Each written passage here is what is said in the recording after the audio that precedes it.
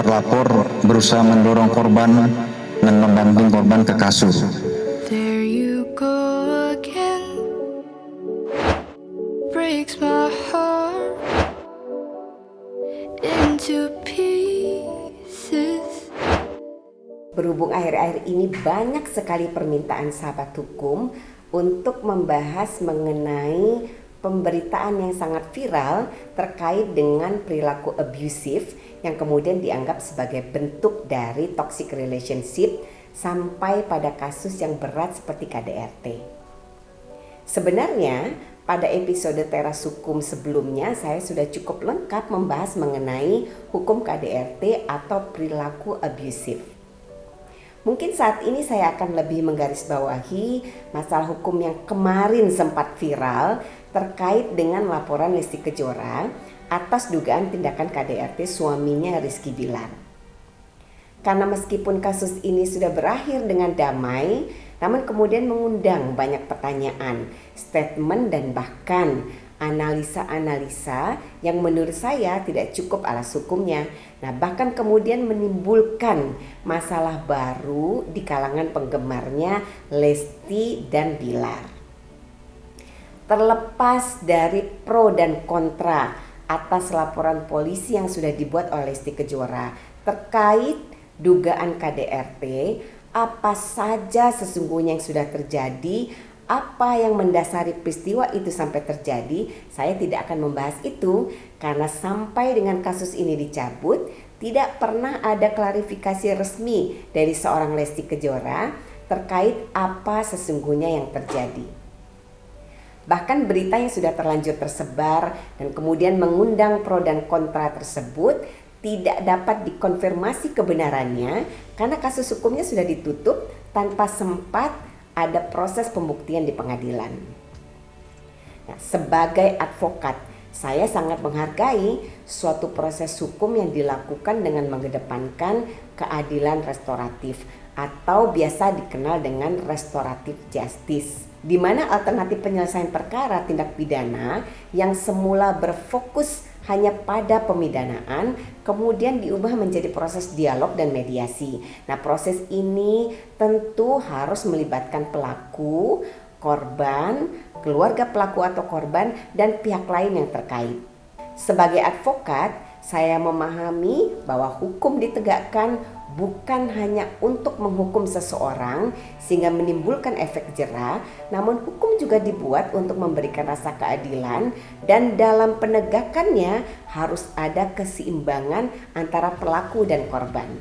Nah, terkait dengan pencabutan laporan oleh Lesti Kejora setelah terjadi kesepakatan damai antara Lesti Kejora dan Rizky Bilar yang dalam hal ini adalah, ini mesti dicatat, adalah merupakan suami dan ayah dari anaknya.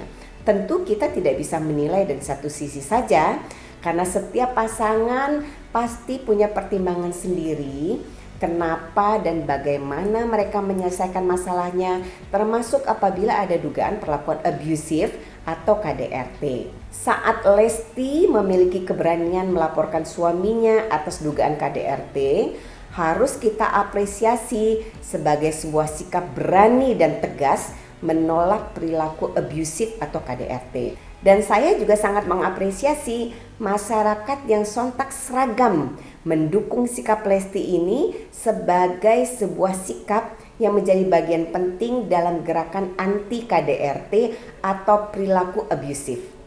Namun kemudian Lesti memilih untuk berdamai, tentu dengan kesepakatan-kesepakatan yang sudah dibuat terlebih dahulu antara Lesti dan Bilar juga seharusnya dapat dihargai sebagai bentuk sikap yang tetap menjadi bagian dari gerakan anti KDRT. Kenapa saya katakan demikian? Sebab Lesti bukan serta-merta mencabut laporan, namun dengan membuat kesepakatan terlebih dahulu dengan melibatkan orang tuanya tentunya, saya meyakini Lesti sebagai korban tentu sudah punya pertimbangan-pertimbangan tersendiri. Lesti pasti merasa masih ada ruang untuk memperbaiki hubungan dan ada kesempatan bagi suaminya untuk berubah menjadi lebih baik. Ini suatu sikap yang juga harus kita hargai. Namun masyarakat kemudian berbondong-bondong membuli Lesti sebagai perempuan yang dianggap tidak punya pendirian, tidak punya prinsip, pro KDRT, lebay dan lain-lain. Tentu ini menjadi persoalan tersendiri. Padahal kalau kita bicara mengenai kasus perilaku abusif atau KDRT misalnya, apalagi di rumah tangga, terkadang kita menghadapi persoalan bahwa tidak semuanya selalu bisa diselesaikan secara hitam dan putih. Dalam rumah tangga, kadang-kadang kekerasan itu muncul karena kesalahpahaman antara kedua belah pihak atau bisa jadi karena ketidaksengajaan. Kita tidak bisa pukul rata dan tidak bisa lihat secara hitam dan putih. Secara hukum tentu saya merasa bahwa sebagai korban punya hak penuh untuk melaporkan dan mempunyai hak untuk mendapatkan perlindungan. Akan tetapi jika korban merasa bahwa masalah ini bisa diselesaikan secara kekeluargaan, kita juga tidak bisa memvonis bahwa korban ini pelan-pelan karena itu sangat subjektif sifatnya. Tentu kita tidak bisa langsung menyimpulkan apa yang dilakukan oleh Rizky Bilar adalah perilaku abusif seperti penyakit menahun yang tidak dapat disembuhkan, karena kita juga disajikan dengan potongan-potongan hubungan harmonis yang indah di antara keduanya jauh sebelum peristiwa dugaan KDRT terjadi.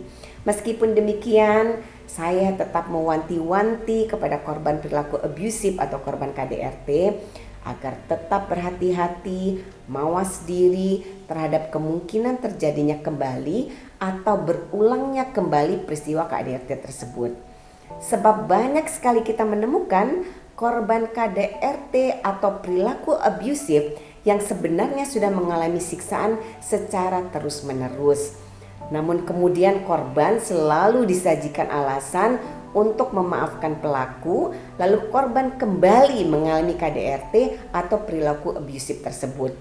Terulang lagi, bolak-balik terus berulang. Kalau saya ibaratkan nih, kehidupan korban sudah seperti pendulum yang terus terbentur masalah tanpa henti dalam penderitaan. Nah, jika sudah seperti ini, tentu netizen atau kita sebagai masyarakat yang ikut mengawasi masalah yang terjadi di sekitar kita juga wajib untuk mengingatkan bahwa yang seperti ini harus segera ditindak tegas dan kita wajib membantu korban untuk dapat keluar dari masalah ini. Karena biasanya korban kalau sudah masuk dalam suatu hubungan toksik yang menjeratnya seperti pendulum begini, ibaratnya seperti dia terikat oleh tali temali masalah yang apabila semakin dia tarik, maka ikatannya semakin kuat. Sampai korban itu sendiri sudah tidak mampu keluar dari jeratan masalahnya. Dan dalam hal ini, hukum tentu harus ditegakkan demi melindungi korban. Tapi saya mengingatkan kepada sahabat hukum, jangan sampai gara-gara perilaku abusif atau peristiwa KDRT yang dialami oleh seseorang, kita sebagai masyarakat justru kemudian ikut-ikutan melakukan tindakan abusif dengan membuli pelaku yang belum tentu bersalah, apalagi sampai membuli korban yang sudah menderita secara fisik maupun psikis. Sikap yang benar adalah lihat, dengar dan amati dengan baik. Bila ada yang dirasa melanggar hukum, segera laporkan kepada pihak kepolisian atau suarakan masalahnya secara arif dan bijaksana tanpa ikut menjadi pelaku abusif itu sendiri. Saya kira itu sahabat hukum. Jangan lupa untuk like, komen dan subscribe Anna Sofa Yuki YouTube channel.